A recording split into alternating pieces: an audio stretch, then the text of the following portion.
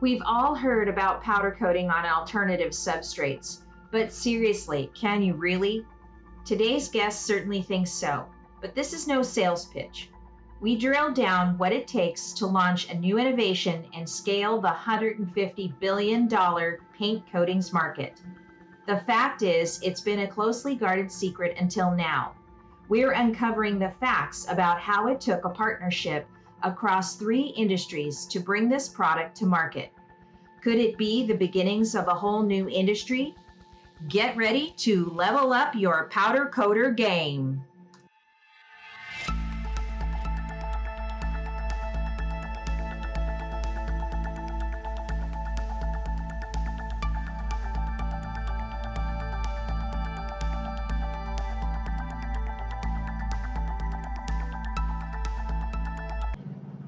Today we welcome Chris Redding from IFS Coatings to the show. Welcome, Chris. How are you doing today?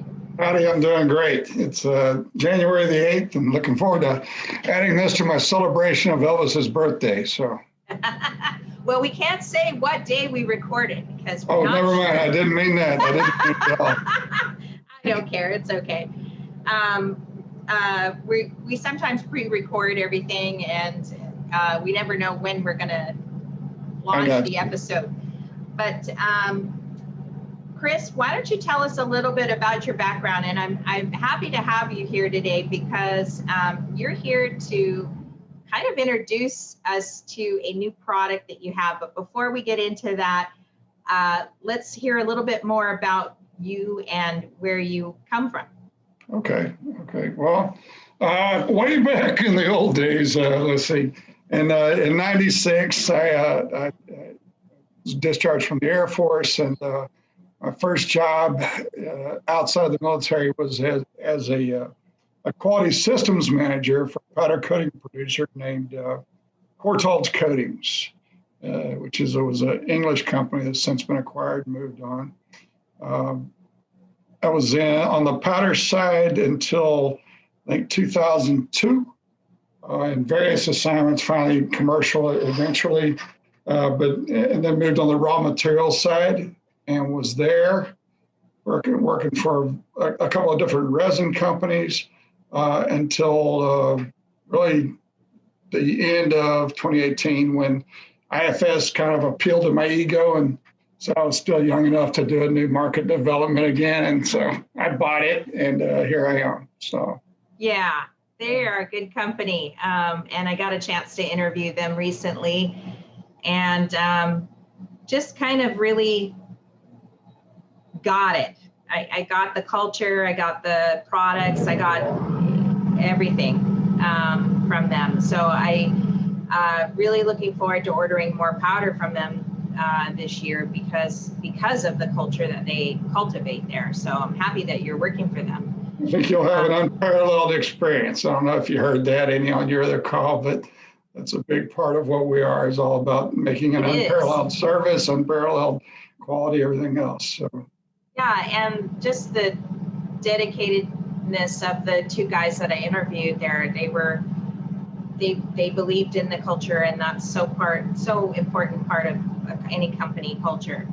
Mm-hmm. But I want to know, okay, so you've had some experience in quite a number of years in the business of mm-hmm. powder coating, but what drives you today to do an innovative product? Because, powder coatings are kind of boring, Are you kidding me? Yeah, I must be a geek because I've always been excited to be in the industry, and there was I think, what was it, back in 2013, I was on the PCI board, and it was suggested that at the time we were just maturing as an industry and as a technology, and I said, hell no, we're that declaration of maturity is premature because there's a whole lot of places to go for powder that we haven't been yet. And at that time I was thinking about it even in the context of metal, but whenever I consider non-metal and something that's at least 10 times bigger than metal, man, I'm excited all over again. Yeah. So we are still quite young as a finishing technology. And, no matter when we think we get there, there's always somebody that surprises me with some type of material or process innovation that changes everything again. When I started, with my last company, I was promoting technology for low temperature cut substrates, and we were thinking at that time MDF. Well, no, now we're doing hardwoods. I know a company doing drywall for prefab housing with powder paint. They're doing cladding. Yeah. So it keeps getting bigger. So this baby, I'm going to say maybe we're late adolescent as an industry, but we're nowhere near. We're still quite young and have quite a ways to go. I agree. That was a trick question. But no, I agree with you. And I mean, in terms of like a custom coder's point of view, I mean, our projects are widely varied, and every day is a challenge, or every day is something new that your customer brings you that just, and I think personally for me, like on social media and wherever I hang out, I'm seeing innovation coming up from the bottom, where customers or custom coders are thinking outside the box, trying to change different ways that they do things or make things faster or just customize it perfectly for them. And that's exciting to me. So I guess what I meant by that question was it's interesting to see something innovative coming from the top down, I guess, because most of it is just line coders ordering powder. Just give me my $5.99 per pound powder and I'll be fine. I'll go away and, whatever. But that's what I mean by that is that it's been, when you came to me with this product, I was just like, oh, wow. Or actually, I found out about it on that podcast with IFS and Jason and Kyle. And so that led me to want to talk to you more about this product because it just seemed so incredible. And of course, our background is we started as painters and we painted a lot of cabinets. So when we, it intrigued me right away just because we know the troubles of that. And a lot of powder coaters come from painting background. I don't know how many come from painting cabinets, but it takes over the whole shop. You have to do multiple sides. You have to sand in between coats. You have to wait for dry times and cure times overnight, maybe longer. It's can be a logistical and exhausting nightmare for anybody in that industry. So I get it. I get when I saw the product, I got it right away. But how do you, and maybe we can kind of start talking about this product because like, how do you convince those are you trying to convince those that are already painters into getting into this product, or are you trying to convince powder coaters to get into this product? Yes. Yeah. So it is a push-pull thing, right? And so when I believe in a concept of, look, if somebody's already figured something out eventually over time and bled for it, maybe you should learn from them before bleeding yourself, right? And if I think about a wonderful story of growing a new market space with a new technology and with no infrastructure in place, I don't have to go outside of our industry to do that. It was powder paint on metal. I got there young enough to see those years where you grew double digits just because you were in the business. And really, when I asked the old guard veterans about what happened and how these things advanced, it was always through custom coaters. The custom coaters were the leading edge, right? So if I take a lot of time and promote to big OEMs, right, and get these guys excited, and I've been through this before IFS actually, when I was around with partner companies, and we're going to these great big brands that everybody recognizes and get them very excited. And then the first thing they ask me is, okay, who can I send this to get coded? Well, I kind of don't have anybody yet, right? and so I'll say, okay, well, all you have to do is decommission your line, install a powder line, train a bunch of people, teach them how to do it, learn how to do it yourself, and then switch. And nobody was buying into that. And so come back to basics and say, what do I need first? I need, I've got the equipment side partners in play, people I trust that know their business, that work with me on development and everything else to create this robust solution. And it doesn't happen without a coder. And so my first horizon key thrust in IFS has been, I got to develop a community of custom coders. Yeah. So like I said, I joined about 2 years ago. We got a few folks really psyched up, and okay, let's begin to look at what we can do to bring in the right equipment, the right ovens and all that. And then we had this lovely COVID-19 thing come across. And it kind of just took the wind out of the sails, right?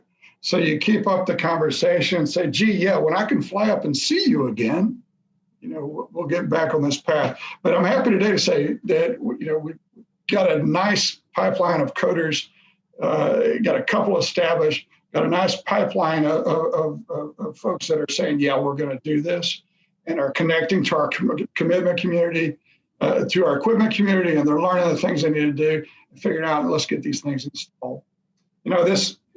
Europe, unfortunately, is a little ahead of us. They started there a few years back with the very low cure system and new technology. And they've got, I think, about a dozen coders out there. Some of them, began as coders and just in their local communities found folks that wanted to outsource a bunch of like cabinet doors. And then they just say, the heck with it, we'll go in the cabinet business. So it's funny. I mean, the biggest adopter is I suppose I shouldn't name them, but the world's largest ready to assemble furniture manufacturer. Right, so they've got a coder in Eastern Europe, and they're doing about, between bathroom vanities and day beds, over 9,000 units a day. Yeah. Right, and so it comes along pretty nicely, but I don't know. It goes along with their culture if we're talking about the same people. Yeah. Yeah. It kind of goes along with their culture. Right. They've always been leading edge. It was very cool. If we think about MDF, which is probably the most RTA furniture is MDF, and a lot of cabinet doors are MDF. But one of the big things was the moisture resistance properties that are out there for things like thermal foil and liquid finishes. The guy that I'm talking about in Eastern Europe that does the coating for the big RTA manufacturer actually have a bathroom vanity inside the front door of their building, encased in a bathroom shower. And they run the shower over it. So when people come in, they say, that's an MDF powder coated bathroom vanity. It's been there 4 years and there's not a crack or peel on it. To get a video of that on your website. Yeah, well, next time I get to Eastern Europe, I'm going to get some. Yeah, video. Right. Yeah. But that's a great solution and value add for the end customer that we all got to keep in mind while we're still thinking about these process things, right? It's great that you know both the European market and the American market. I'm sure that's a strength that you can play to for sure in terms of understanding the differences. It's great to have people there who have a few years under their belt that I can call and talk to and learn from their experience. I've also had an opportunity to take a couple of our prospective coders into Europe and walk through some of these facilities. They always welcome us in. So that aspect, it does help a lot, because when the proof of the pudding is a few thousand miles away, you ought to know some people a few thousand miles away. And what do they think of us? Do they think that America is kind of behind because they're so forward thinking? Their laws and their... I think that's a pretty well-known reality, that we tend to be more conservative, about adopting new things, because we're pragmatic. I think in America, we don't do things just because they're new. we tend to want to know that this is proved. Sometimes I wish we could be a little more adventurous in that context, but I can either hope or I can acknowledge reality. But the beautiful thing is, hey, America, guess what? It's proved, and there's a great big market to serve and buckets of money to be made. So yeah. Well, yeah, and I think we like our rules and our standards and our, we like to quantify things that way, right? Just in America.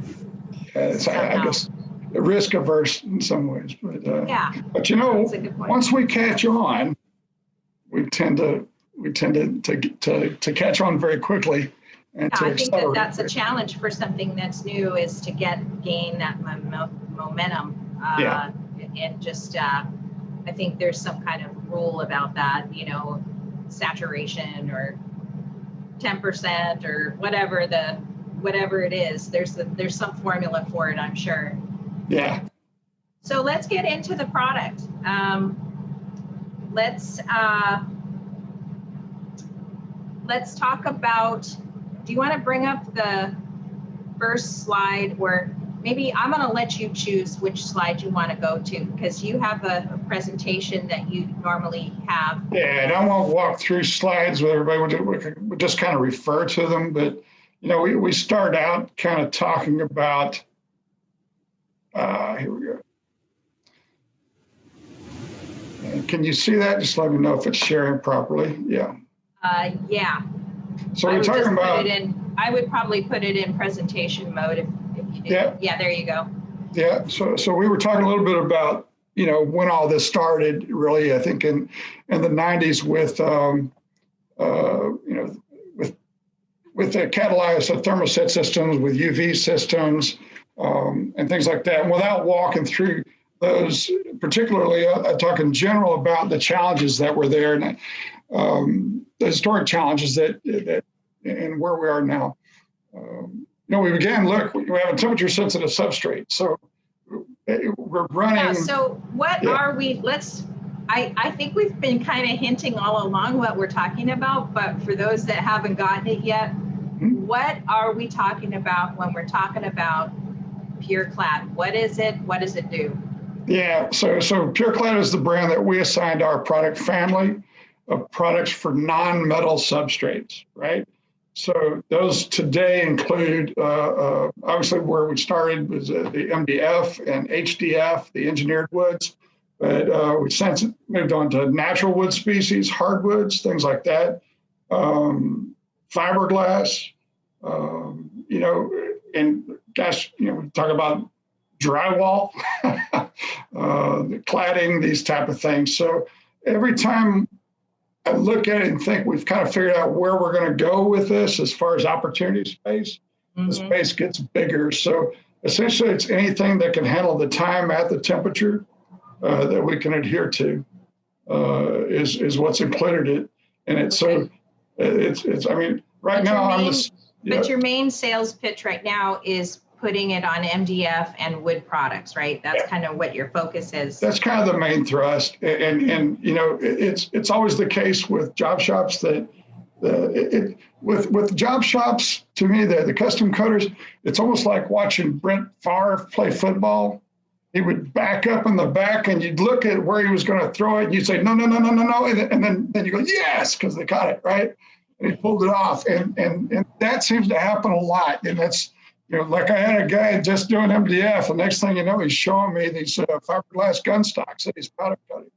Wow. So you're just, I mean, that's the beauty of custom coaters, The beautiful creativity of the custom coater community. So anyway, it's getting that cure because we you don't want to have to tell a customer that he's got to buy a more expensive substrate for the honor of using your powder, right? And so we want to work on what's there. We've got our cure now at 3 minutes at about 265, 3 or 4 minutes at 265F. And I'll talk more about the chemistry part as we go through. But I think that the key thing to know is that this the solution that really come about as a collaboration with our raw material suppliers is that we're segregating flow and cure from one another. So this system will allow it to flow out until it hits 265. And then once we hit 265, wham, boy, there's just an avalanche of reactivity. And the whole curing can happen. So we get all that time to flow out before we start curing. Wow. So we can not only cure this low, we can also flow and flow and flow. So is this only for line coders or is it for batch coders too? I think it can work both ways. You have to start looking at scale and efficiency and what makes sense economically, right? Right. But yeah, I mean, IFS is a company that's in the business of finding a way to say yes. So our commitment is, when a custom coder is ready to take the steps to get into this, look, we're gonna help you to find a way to say yes and to get into that. Right, you're partnering with people to make it happen. Whatever, if they've got the need for it or they know they can pivot to it, then so it's when it makes sense, we find a way. But there's not a reason that it can't be done in a batch system versus a very large system. I mean, a lot of things like if just stop shooting real quick. And if I'm looking at this, right? So this is a piece of maple wood that has a clear coat that has been tinted to replace a stain, right? And so here, boy, the film thickness has to be just about perfect, right? And so I would say don't get into this without automatics, right? Right. And without something.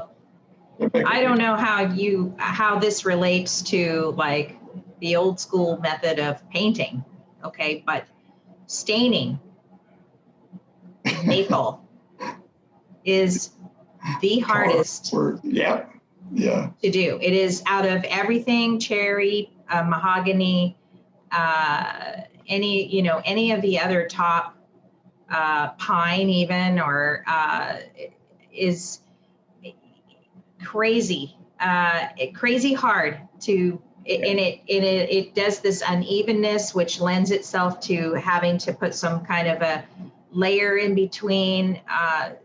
We're getting kind of technical in the. We were all self-taught, but we figured that stuff out too ourselves. And it's the worst nightmare you want to have is something coated unevenly, because that's not what the buyer, the furniture buyer is going to want, right? Is they don't want it dark and then light, and they want it even, right? So the eye just wants that too.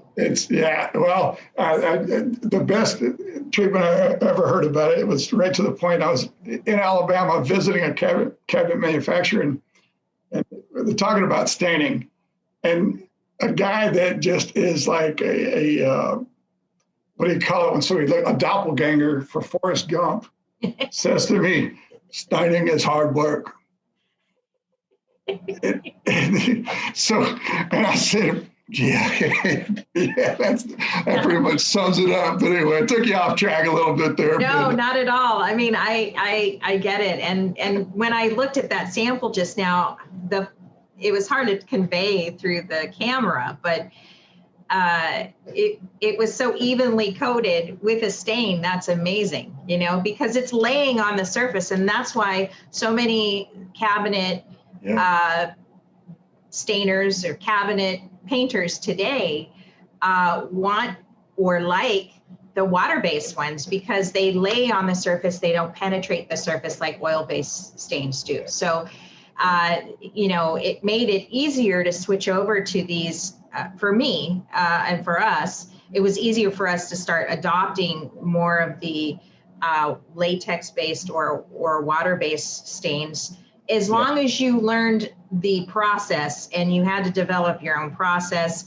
Obviously, oil stains are much easier to work with in terms of moving the content around, but the better ones to have were the latex ones if you could master them. And that's the thing, you had to master those first because they dry quickly. You have to move it across the surface.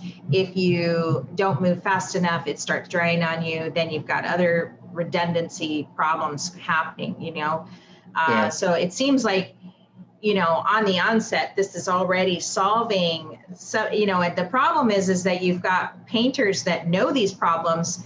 Powder coaters don't always know those problems or those idiosyncrasies that happen within the staining part. But it sounds like you're talking to the right people in getting that understanding. Yeah, well, I certainly understand it's hard work, and honestly, like I said, I wouldn't try it without automatic guns and knowing that I could really control film thickness, because it does shadow a lot with film thickness variation.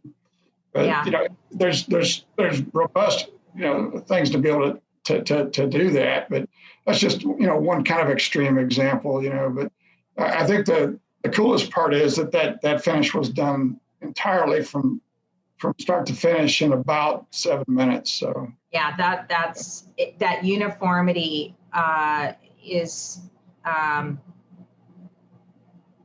flawless if you can achieve it. And that's the really cool thing, is now kind of we're getting a little ahead of ourselves, but I mean, in addressing that uniformity, part of that is the moisture, right? Isn't that? Electrostatics are a big part of it, right? And I think if you go back to the early days of thermoset systems for MDF that are still out there today, your process was really such that, well, I can name them because they're no longer around, but the old Morton system from way back, right? You'd have about 15 minutes in a preheat oven, and the idea was basically to drive all the moisture out of that board so that you wouldn't outgas. And then whenever the application happened, you had a dry board that was really hot, and so the paint would stick to it like flocking. Right. Then we got about another 10 minutes in a cure oven, right? Well, this necessitated using really high quality substrate that was able to take that, right? But with this, the advancements that have happened now with chemistry, and particularly with oven systems, indispensable, that moisture becomes our friend. We use it to ground the parts. So whenever I'm putting paint on a piece of MDF, I only want the surface temperature to be about like a hot summer day in Texas, around 120 F. And so I'm not flocking, I'm actually grounding, and I'm actually electrostatically applying that paint. And so this is where I begin to talk about the ovens, because this catalytic IR, and I'll flip to a slide in a minute that'll explain why, but that innovation, changed everything in terms of what we could do without damaging these substrates. Yeah. So in talking, do you want to flip to that slide, or do you want to continue talking about? Yeah, let me just kind of hit through these, and we can go from there, but just. And one of the things you talk about. To be able to apply to non-conductive. Yes, we talked about that uniformity on something that is not really conductive, right? How you can achieve some cool stuff. That is cool. One of the other electrodes. Go ahead. And I'll hit them all. Yeah, this was also too a lot. The cured film would often be pretty brittle, especially when we think about UV systems, right? But wood doesn't behave after it's coated. It likes to move around as it absorbs and releases moisture. So we had to have something that was flexible, right? Yes. So really the chemistry now, the example of the bathroom vanity and the shower stall in Eastern Europe is a great example of saying, hey, that problem is solved, guys. Yeah, clearly.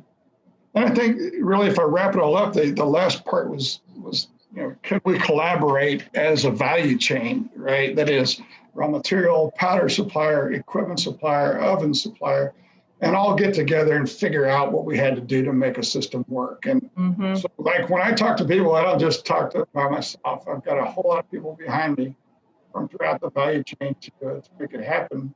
And I guess really the last piece of that puzzle is the custom coder. And I think once we have that in place, which I think is real soon, then I switch back to the life of going and getting OEMs excited about this technology and setting those folks to work. Yeah, I think adoption is probably what you're facing right now. Is it's like, I don't know. I mean, it's like scaling a huge architectural wall. That's how I feel about the patina powder coat that we're trying to introduce and stuff. It's such a huge market. Kitchen and bath is such a huge market. Massive, yeah. How do you get the attention of the right people?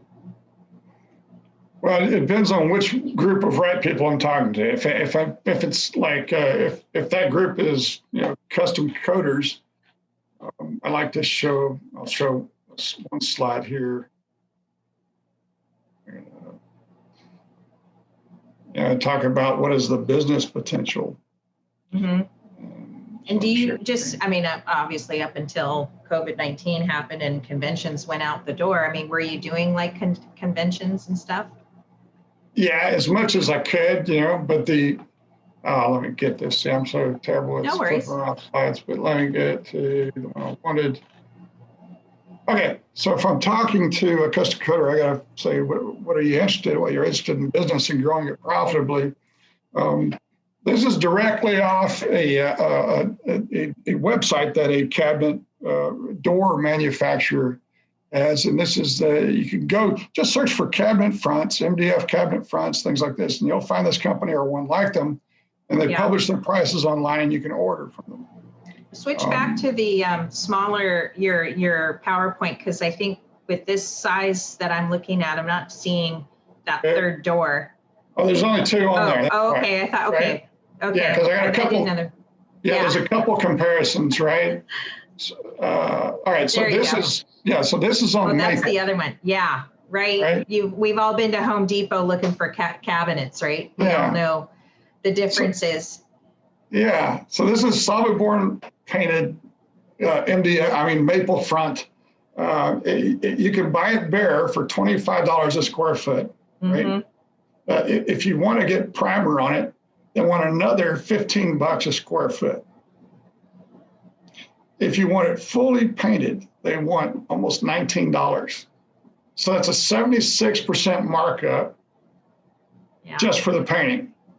And I will tell you this, there's probably, I don't know, if I get to about 10,000, I stop counting cabinet manufacturers in the US. Spread out all over the place, and they all do finishing, and they all freaking hate it. Yeah. So this is one thing. I mean, this is hardwoods, and hardwoods actually isn't the most extreme example, because guess what? I can usually finish that hardwood to a white in about 3 or 4 coats and achieve the opacity I need, right? But here's another one we're competing against is thermofoil. Mm-hmm. And thermofoil, I just got to say, PVC thermofoil is bad stuff. It's bad news. You can't recycle the stuff. It emits some pretty nasty stuff over time. But the worst part is the performance just stinks.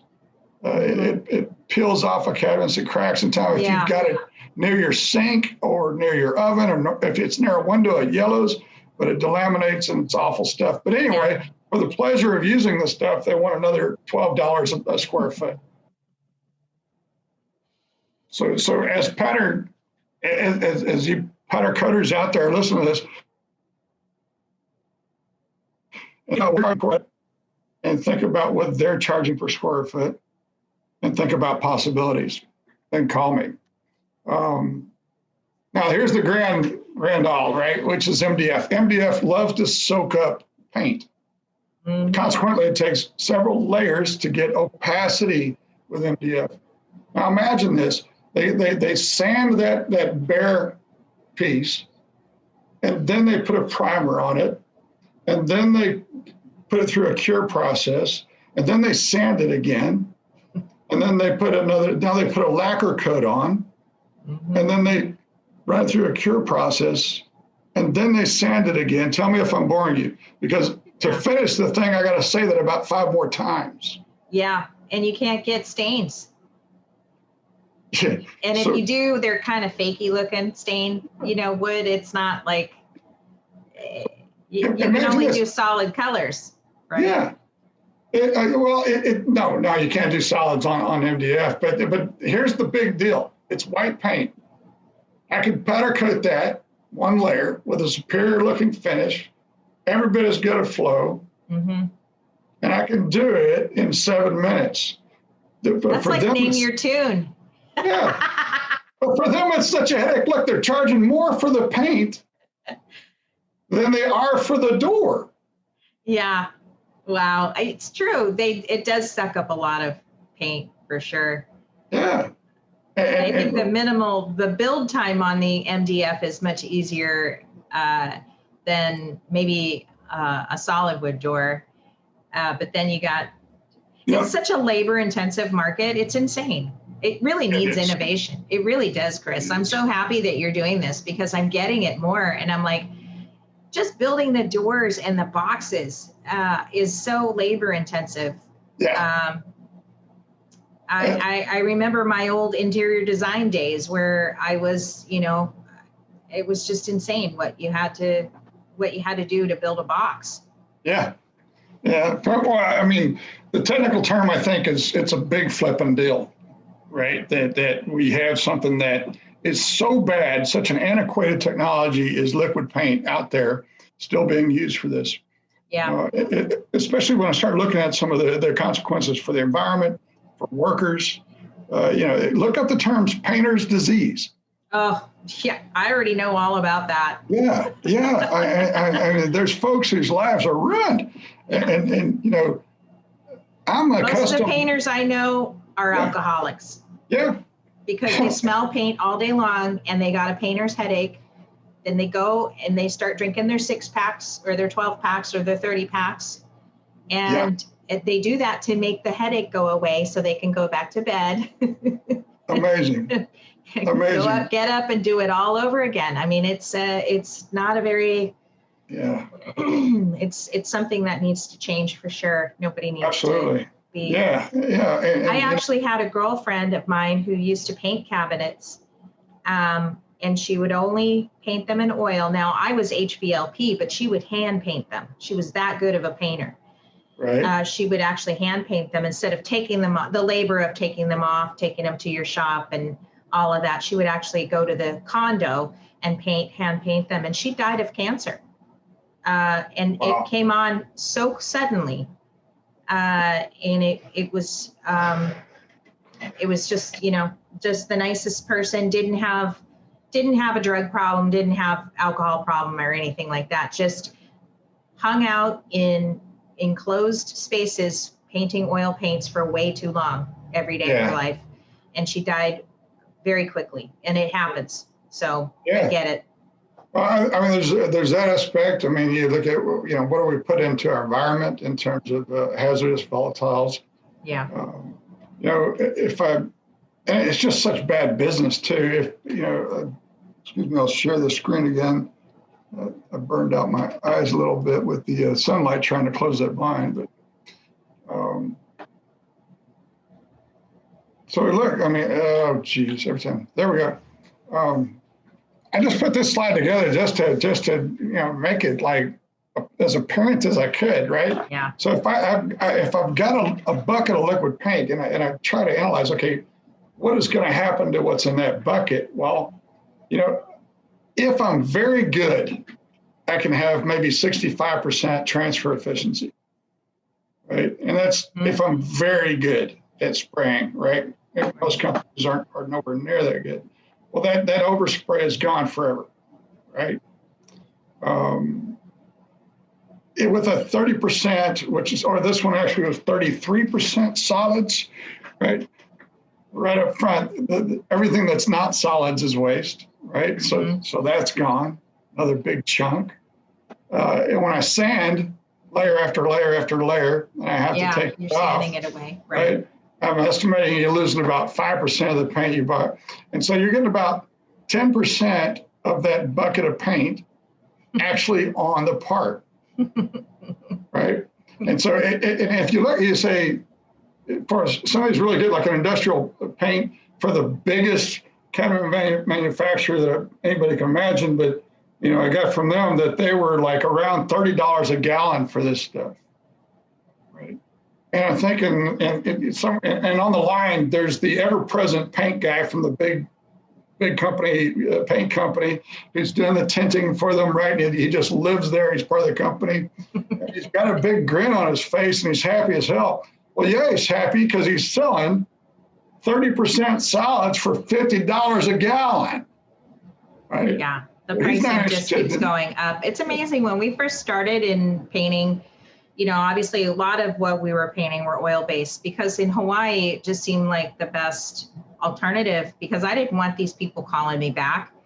I would one and done, out the door, like, don't call me back. I saw stuff where I painted, we were using the Minwax oil-based polyurethane, and, I'd go back 7 years later because they had some other stuff they wanted me to go do. And they're like, oh, you painted our dining room table like 7 years ago and it still looks brand new. I'm like, that's amazing. I was very proud of that moment, but at the same time, like, I didn't want to see these people again. Right. That's why I did what I did. But, when we first got into the industry, I think we were paying $30 for a gallon of,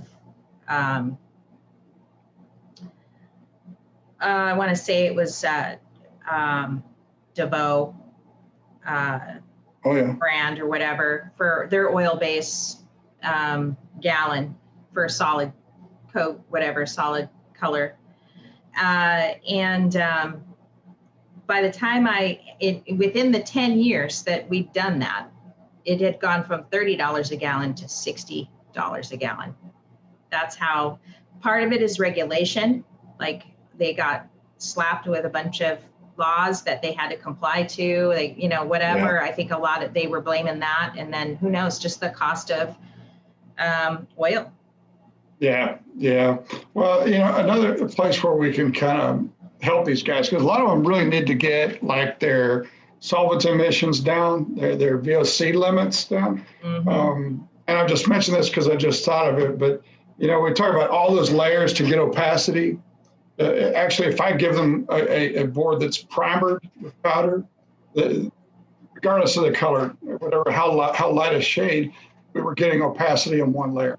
Mm-hmm. So folks that really like that liquid finish, that prefer it and have to have it, we could still save them a bunch of money and time by eliminating a lot of layers with a primer system.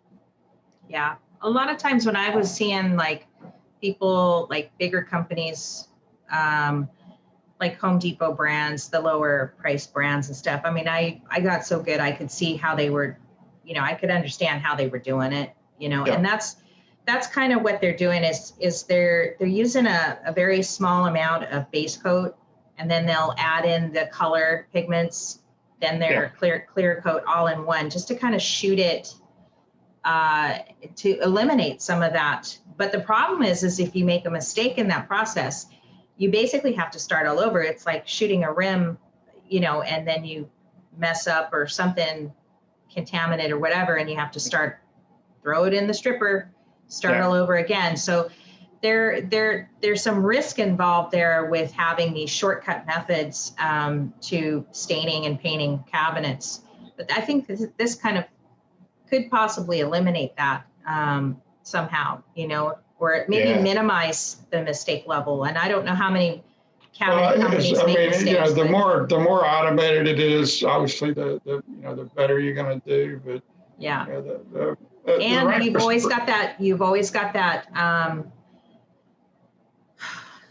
What is it? Occam's razor, or just that Faraday cage problem. It's where you can't get into that corner or that inner edge or that inner corner. And a lot of times I was painting my finishes with the HVLP. So, I had to come in, dial it down to more of an airbrush kind of appeal to get into that corner, and then go a little heavier over it. And that's how I was getting through those spacers. But when they're a massive company and they're doing boom, boom, boom, major, they don't have time to, their corners don't look as good, Yeah, you probably wouldn't be surprised, but I was, going to major operations of wood coating on a big scale. But like the QC department was just insane. Just how many people they had doing, well, it was QC and touch up. And boy, just amazing amount of rework. So yeah, with Pattern, and if you're a good company, you're probably at about 10% throwback. You know what I mean? Or it's, right? It's remarkable how bad it really is. Yeah. Right. Yeah. And that adds, they just have to increase the price per cabinet because of that. So they've got to calculate that in their overhead and stuff. It's a tough game. I wouldn't get into it without Pattern. I wouldn't do it. Right. What you know now, right? Yeah. Yeah, I just wouldn't do it. Not a chance. Didn't have that choice 10, 20 years ago, right? So, I guess that's kind of like, I guess the one hiccup I have, and maybe you can pull up the slide with the process, process slide.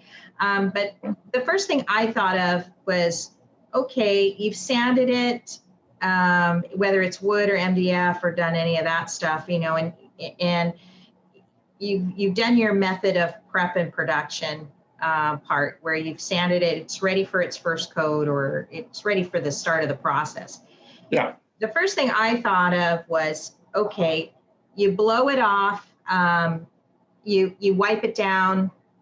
Obviously when you're painting like a rim or something like that, you still have those same processes that you've got to blow off all that extra metal that came through on the sandblasting, or maybe you've got some residual blast dust on there and stuff.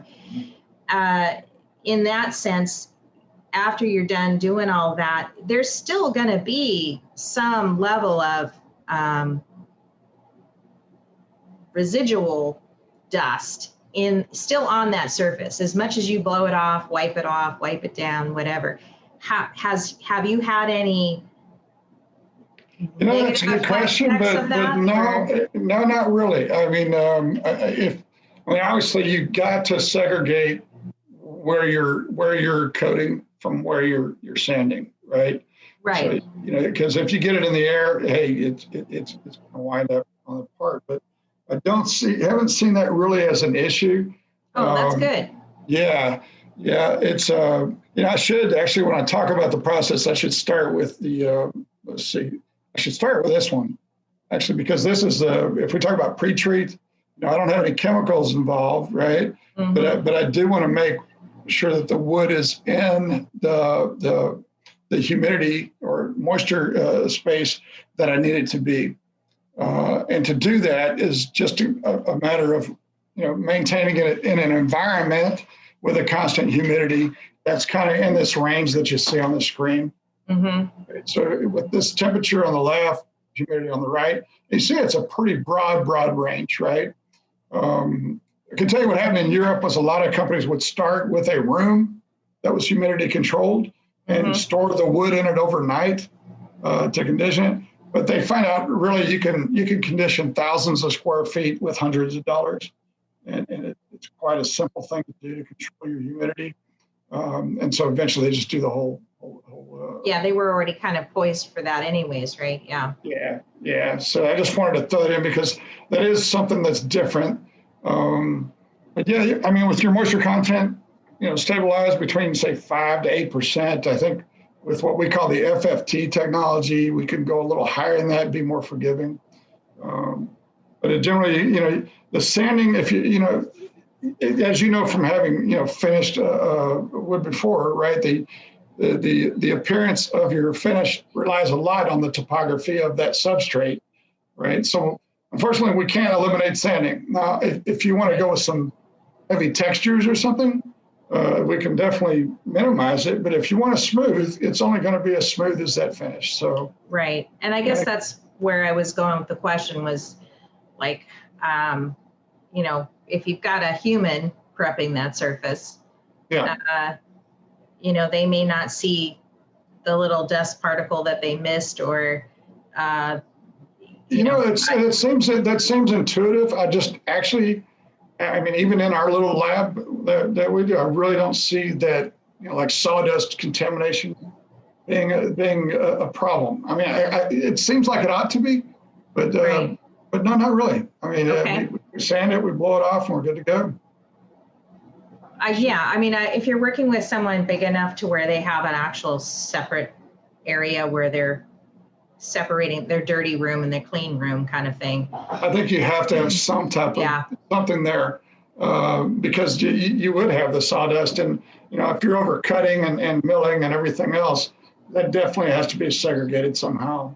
Yeah. But a lot of the larger operations, their finishing operations going to have a positive air control, right? Positive air pressure that's breathing out and keeping that dust from coming in anyway. But those are the type of controls that we already deal with on the metal side. We're pretty darn familiar with, Yeah. But yeah, you're right. I wouldn't want to, my guy standing and cutting wood right next to where my spray booth is. Absolutely not. Yeah. You definitely need, when you're in that business, you need a lot of square footage. For sure. Yeah. We had our process pretty good. We still had a small shop. And so we were doing everything all in one room, but we were very methodical about it. So, and Ross obviously handled a lot of the maintenance and janitorial responsibilities, but, we just had a method that we had to follow. And anytime we ever deviated from it, it didn't, something had to be shot over or whatever, Yeah, those shortcuts that save you so much time. Yeah, absolutely. Yeah. This is probably starting to look, from here on out, from kind of like metal coating, right? So kind of focus on the differences. Obviously, we can still do line densities that are much higher than you can do with liquid finishes. So if we're talking about just, if somebody's looking to push a whole lot through a line very quickly, we can still, those benefits are still there. Preheat is a pretty constant part of our process for engineered woods. For natural wood, sometimes it's not necessary, but what we're looking to do there is just get that surface temperature up hot enough to homogenize the moisture content, and that's the electrostatic properties. But you know what? I'll talk without it getting boring. I'll say beginning of this to the end of it is around a 7-minute process. So it's that is incredible. Can you imagine the amount of, just to cut that down to 7 minutes, that alone would be like, sign me up. You know what I mean?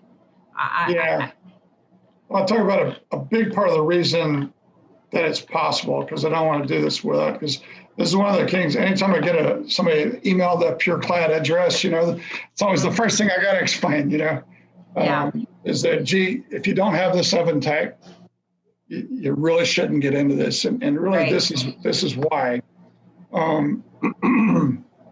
This is from a IR spectrophotometer reading, right? The difference of energy at different spaces along the wavelength of IR radiation, right? Well, there happens to be at this between 3 and 4 micron wavelength, this wonderful spot where powder paint and other organic materials love to absorb energy. And so what this means is, like if I give you a tech data sheet for a powder that you might buy for our metal coatings, it may say, 400 degrees Fahrenheit, metal temperature for 12 minutes. Everybody's familiar with that. Well, this technology that what I send you is I say I want 265 degrees Fahrenheit for 4.5, 5 minutes, right? But I say surface temperature, because with this oven, I don't need to heat up the substrate in order to cure the paint. So it really minimizes the amount of heat that I'm delivering into that material. And in terms of where we can go with heat-sensitive substrates. Just as a rule of thumb, because these have, and I start to sound like an oven sales guy, I'll let you know that I'm not. I just think this is a really cool thing. If you're looking at catalytic IR versus convection, rule of thumb is about 1/3 of the time. You'll be able to achieve your cure in about 1/3 of the time that you're now achieving, right? And that's kind of a big deal. So if you have 15-minute at 400 cure time, well, now we're thinking 5 minutes at 400. Mm-hmm. So in terms of productivity, it's amazing. But in terms of non-metal substrates, I would say it's not just amazing, it's essential. So Right. there's two categories there. Just pictures on the bottom. The gas system, you won't see the colors, right? This is electric on the right. I'll just quickly talk about, well, this is for the FFT. Like we won't even sell it to you without it. So that's how essential we think it is, right? So you've got the oven, the powder, or the chemical formulation. Yeah. And then, I'll talk about some of the application tricks. yeah. So kind of share real quick is that you got two options to get in this catalytic range, and it's gas and electric. And just like the electric's going to be cheaper to buy. They have wonderful controls. They work just fine. And they have some advantages, but gas generally is going to be a lot more forgiving and a lot lower operating costs over the long term. So just to hit I don't know. I beg to differ. Our electric ovens save us lots of money, but is that right? Well, we pay very, very high gas prices here. So yeah, so it's going to depend on where you are, right? Because I think around here it's, I mean, gas, you're talking about something like 2 cents a kilowatt hour versus electric somewhere around 12, right? Yeah, it's yeah. I think it's but I Ross likes the electric not just because of that, but because there's a lot of other. I think the cook is a little bit more even, at least the way he builds the oven. He finds that it. Yeah. Well, some of the controls are amazing. The precision that you can do with it is pretty amazing. Yeah. And I think, going from metal to wood, like I say, it works for wood, but what I find is that gas is more forgiving for us. Yeah. Because we want to get that wavelength on, and with the gas, there's such a wide distribution of that wavelength to hit all surfaces, whereas with electric, it's a lot more, I'd say, confined to its borders. So how has been the reception so far in the industry? And I know you're just getting started and COVID happened and all of that. So how have you had a lot of pushback, or have you had a lot of scratching heads? Have you had I need more proof? I think most folks get it, right? And out of the folks that get it, I always say, that say 1 out of 5 out of 1 out of 5 out of 1 out of 5 is an early adopter, right? Mm-hmm. And so, because I'm convinced of a lot of things that are wonderful ideas, right? Like, should I, wouldn't it be cool if I could have a chateau in the southern part of Paris, right? And I'm into that idea, right? But if you go with 1,000 people and you ask them, is that a great idea? Would you love it? They've all, hell yeah, I would, right? And you say, okay, it's going to take a little investment. It's going to take a little learning. It's going to take a little risk. Well, you just lost 8%. Right. Yeah. Right. I think for everybody, I mean, because look, IFS isn't in this to lose money, right? We're not out of it. I mean, I feel great about it, what we're doing, for the environment and what we're doing for people, and the ultimate effect is really good, but we don't want to do it at a loss, right? So, as always, you're looking and you say, okay, this is speculative. We've invested mightily in it, right? Our suppliers, our allied suppliers have all invested money. We all bought into it and say, we're going to get this done, right? Right. I'll be honest with you, I don't have a plan B. I don't have a plan B. So I either make this work or so long, Reading, and I'll be banished to some, I don't know, French chateau in the South, Right. And that was best case scenario. It was funny because after reading through everything on the link, which will be in just if anybody's interested, we'll make sure to put those links you shared with us in the podcast episode. But that that was kind of like, why take that risk? Why? I mean, it's always great to hear innovations or about someone innovating. We too are innovators, so we get it. But I know that a lot of people would probably look at this and go, why take the risk? Why do this? Why beat your head up against the wall till it's bloody trying to talk to people about something that, when you look and this is, I think, a message for all of us and all powder people, and especially the PCI powder people like me, is because I was talking about, we're not done growing. There's a lot more place for us to go. And you got to put it in your heart and make it your cause if you're going to be one of those folks that win a lot from it. Because think about our story in middle. And, it started out with people that, man, this is risky business. We're gonna take this, take paint, take all the liquid out of it, charge it up and put it on stuff, and people are going to buy it. Yeah, right. Well, somebody bought into that stupid idea. And now look at us, right? Yeah. So it all begins with that. I think, I'm not by nature a crazy risk taker. I'm quite conservative. But like I said, I don't have a plan B because I'm pretty darn sure about this because the math just adds up, Yeah. Yeah. And sharing and conveying that passion you have for it, it can be infectious in and of itself, Yeah. Well, I'm not sure about that video that you have, the animated video. Well, you know what that was? It was like, okay, we got to throw something out of here. Yes. Okay. This stuff. I liked it. Did you? And it really, I'm kind of hurt that you're not amazed by it because it's pretty amazing. Don't you worry, we'll get some more expensive videos out eventually. But I thought it was pretty good, and you desperately hurt. I felt that the cartoon characters were not something, they weren't convincing enough. Well, okay, that's your opinion. The animation was not not enough for me. I did it on the cheap, I'm calling you out. It's okay. Tell you what, we'll have more video. We'll have some more kind of live video going, I think.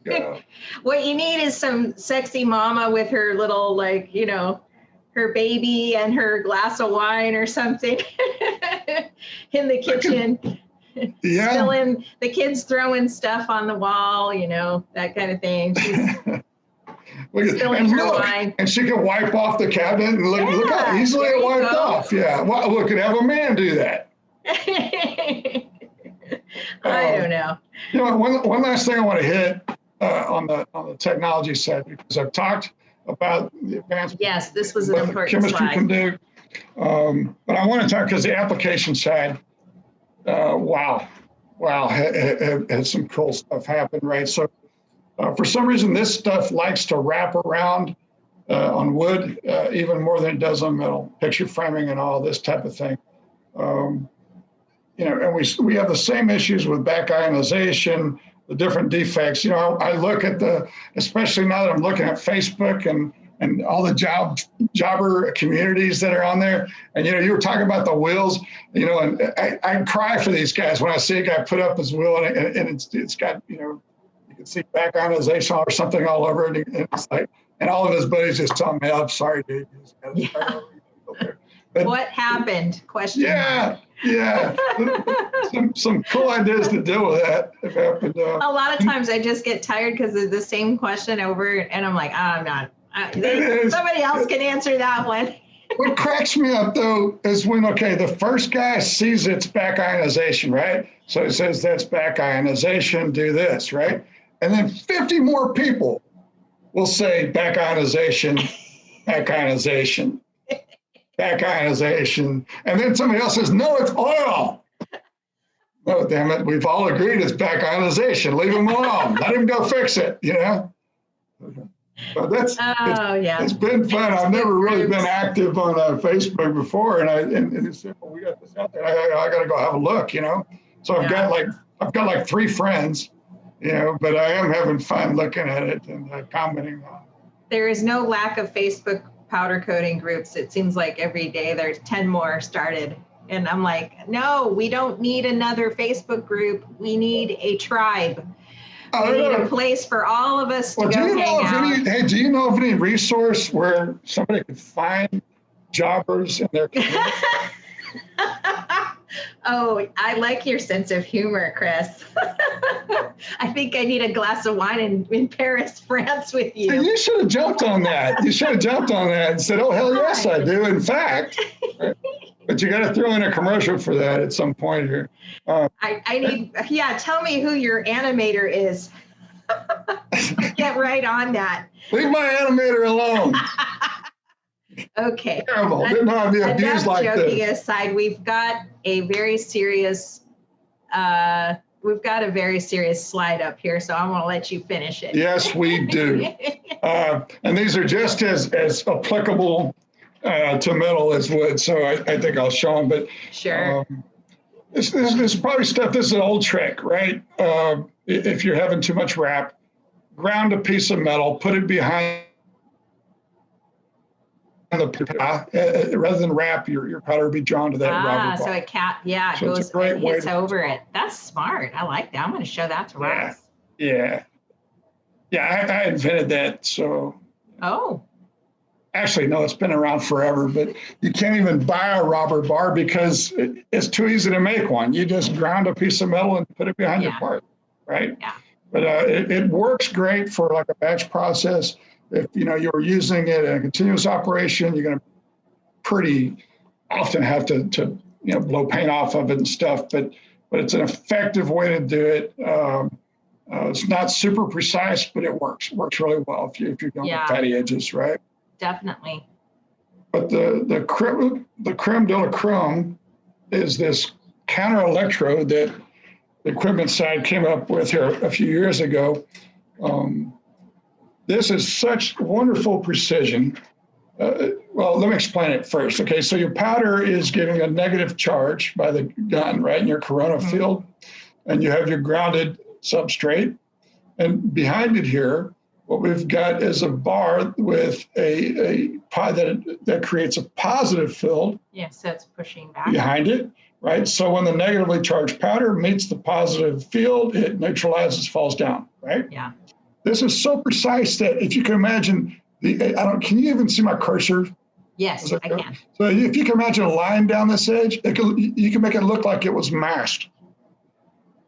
Okay. It's that precise how you can move that field in and out.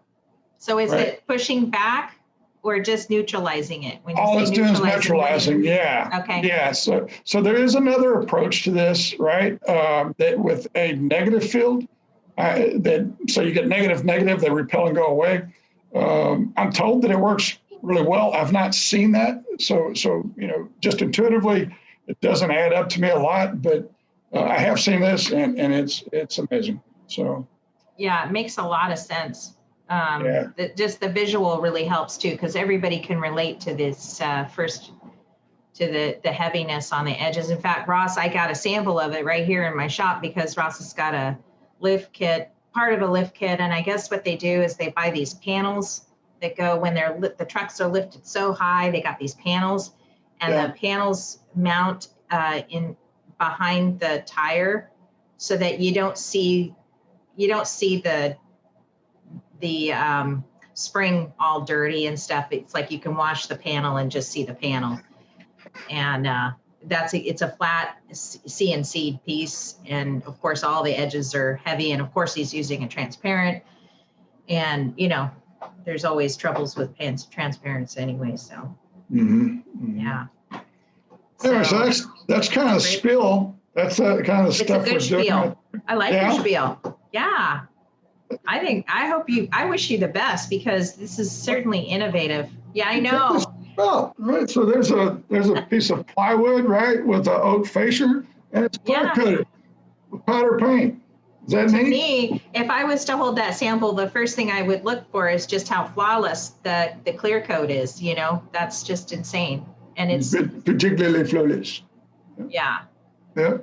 I got look, there's a chair leg. The stain alternatives on it? Yeah, and you got sunlight coming through your window, so it's kind of Just I need a visor. I can't get it to stop, but so this is like,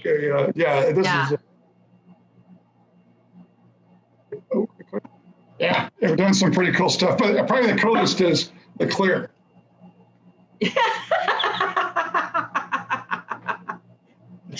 I like that clear coat. Hope you appreciate that one. Makes all your problems go away. Hey, thanks for having me on. Anything else I can try to clear up for you before we go? I love it. I think it's great. I'd say let's talk about where people can find you. Maybe share your email if they have an interest, or phone number, wherever are you found? Yeah, I'm easy to find. It's pureclad at ifscuttings.com. Okay. In that web of a website. It's a wonderful website. Did you get lost in it? We're working on it. I probably could have gone to France and had a glass of wine. You love that. And then I would have found it. Yeah. You're talking about the animation again, aren't you? I'll tell you what, we're going to make the most knock 'em dead animation after this that even you will have to approve. So. I know you're an animation snob over there in Hawaii. Oh, I get you where I can. Are you heading over? Are you planning on being at the Coder Week in April? I'm speaking. Are you speaking? Yes, I am. How come you didn't mention that? I've always been shamelessly bad at self-promotion, but I'll be speaking there. Oh, that's awesome. And are you going to be talking about pure? I am. I'm going to talk all about alternative substrates. So I get to hear this all over again. Oh, but you'll hear all kinds of new stuff. But what I'm going to do now is be sure to include that animation in my presentation there. But I'm kind of a big deal. Yeah. Oh my gosh. Oh my gosh. But listen, I am very happy to hear from anybody and talk about this stuff. Maybe you can use this video on your website instead of that animation. I don't know, but we didn't have a cool little British accent. You didn't, because. Is that Fiona? No, I actually, if you like it, I'd give Fiona credit, but if you don't like it, I'll be honest with you. I pushed that. And I said, it's got to be a English accent lady, because if you look at all our, how many commercials do you see where you would never take the product seriously, and then they have a British accent? And you go, wait just a minute. That guy's English. Only Americans think that. We do it big time. It's like, I've got to order that tea. That was an English accent, right? And I don't care what it is, but we have some credibility. Agree. Yes. And that was the marketing genius behind the. That is the marketing genius of Chris Ray. Well, like I said, if you didn't like it, I'll take the blame, but I got to give credit to Fiona. She's the one that does all this stuff. I thought that was Fiona. She makes me look good, and I don't appreciate. She makes everybody look good over there. She makes me look a lot better than I deserve. I'll tell you that. Oh man, I didn't think I'd be laughing this hard through a podcast.